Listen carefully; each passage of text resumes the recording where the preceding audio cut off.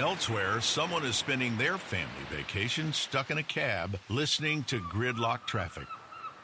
Not in North Carolina. For richer experiences, get real experiences. For real, visit NC. This is Optimal Relationships Daily, episode 1788. Stop worrying about what others think of you. 7 tips for feeling better. Part 2. By Marc Chernoff of marcandangel.com. Hello, everybody. I'm your host and narrator, Greg Audino, and welcome to Optimal Relationships Daily, where I read to you each and every day from different articles that can help you improve your relationships in many ways. And if you're new here, sometimes those articles are longer, and therefore best to stretch between 2 back-to-back episodes. And today you have found yourself on the second half of a back-to-back. So do go ahead and listen to yesterday's episode 1787 if you haven't yet. But if you're all caught up, then we're going to jump right back in where we left off and continue optimizing your life. Stop worrying what others think of you. 7 tips for feeling better. Part 2. By Marc Chernoff of marcandangel.com. Number 4. Let your presence overpower your fear. Ever notice how people who are struggling with emotional challenges tend to tell you how they don't want to feel? Fair enough. But at some point, we all need to focus on how we do want to feel. When you're in a social situation that's making you anxious, forget what you don't want to feel for a moment. Work out how you do want to feel right now in the present moment. Train yourself to live right here, right now, without regretting how others once made you feel or fearing the possibility of future judgment. This is your choice. You can change the way you think. If you were delivering life-saving mouth-to-mouth resuscitation on your mother in public, you would be 100% focused and present. You wouldn't be thinking about what bystanders thought of your hair, your body type, or the brand of jeans you were wearing. All these inconsequential details would vanish from your consciousness. The intensity of the situation would motivate you to choose not to care about what others might be thinking of you. This proves quite simply that thinking about what others are thinking about you is your choice. Number 5. Let go of your need to always be right. The reason your fear of rejection sometimes gets the best of you is because a part of you believes you're always right. If you think someone doesn't like you, then surely they don't, right? Wrong. People who never learn to question their emotions, especially when they're feeling worrisome or anxious, make life much more difficult than it has to be. If your perception is always so accurate, why do you make so many mistakes? Exactly.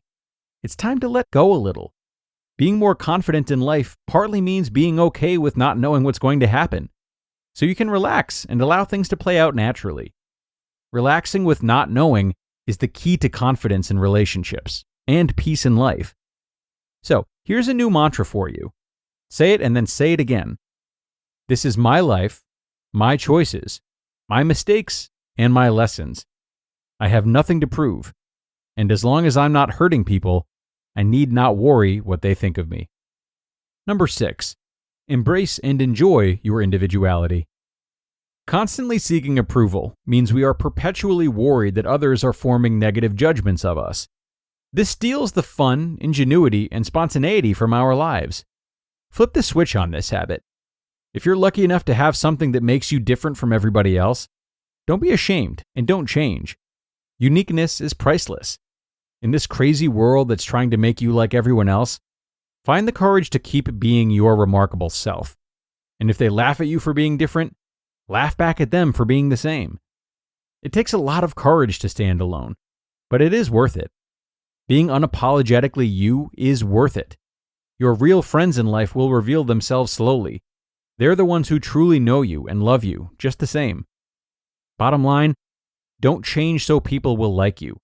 Be yourself, and the right people will love the real you. And number 7, use rejection as a priceless growth opportunity. As soon as someone critiques and criticizes you, as soon as you're rejected, you might find yourself thinking, well, that proves once again that I am not worthy. What you need to realize is these other people are not worthy of you and your particular journey. Rejection is necessary medicine. It teaches you how to reject relationships and opportunities that aren't going to work, so you can quickly find new ones that will. It doesn't mean you aren't good enough.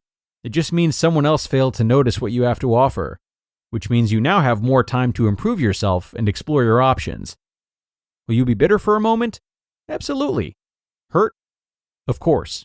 You're human. There isn't a soul on this planet that doesn't feel a small fraction of their heartbreak in the awareness of rejection. For a short time afterwards, you will ask yourself every question you can think of. What did I do wrong? Why didn't they like me? How come? But then you have to let your emotions fuel you. This is the important part. Let your feelings of rejection drive you, feed you, and inspire one heck of a powerful opening to the next chapter of your story. The floor is yours. As you look back on your life, you will often realize that many of the times you thought you were being rejected from something good, you were in fact being redirected to something better. So just remind yourself today that you can't control everything, especially the opinions of others. Let go a little, and just let life happen the way it's supposed to. Because oftentimes, the outcomes and interactions you can't change end up changing you and your trajectory for the better. You just listened to part 2 of the post titled, Stop Worrying About What Others Think of You. 7 Tips for Feeling Better, by Marc Chernoff of markandangel.com. Every success you've had began with a great opportunity. Now here's another one. Make your next career move with a degree from University of Maryland Global Campus. Choose from more than 125 degree and certificate programs featuring online courses, faster onboarding, and no-cost digital resources in place of most textbooks. Get started on your undergraduate or graduate degree or certificate online. No application fee through May 31st. Learn more at umgc.edu/podcast. Certified to operate by Chev. Okay, and that does it for this post from Marc, which I really enjoyed reading for you guys these last couple of days. Now, in yesterday's commentary, I spoke to the opportunity cost of excessive worrying about what others think of you. And now that we've completed this article, I find myself thinking that part of that opportunity cost, part of limiting your identity to how you feel it would be best received, is limiting your creativity as well. When we worry too much about what others think of us, and we, change who we are to fit in more, whatever that means, we detach from our individuality, and thus our capacity to think creatively. The version of ourselves that we believe is best suited for others can easily be influenced by those others, meaning our thoughts, our beliefs, our morals, our perceptions, our ideologies can mimic theirs too. But these things shape how we see the world, and thus how we create our own unique interpretations of it. So we really need to be ourselves and have our own experiences if we want to maximize our creativity, as opposed to, following the rules laid out for the prototype that we've decided to put forth.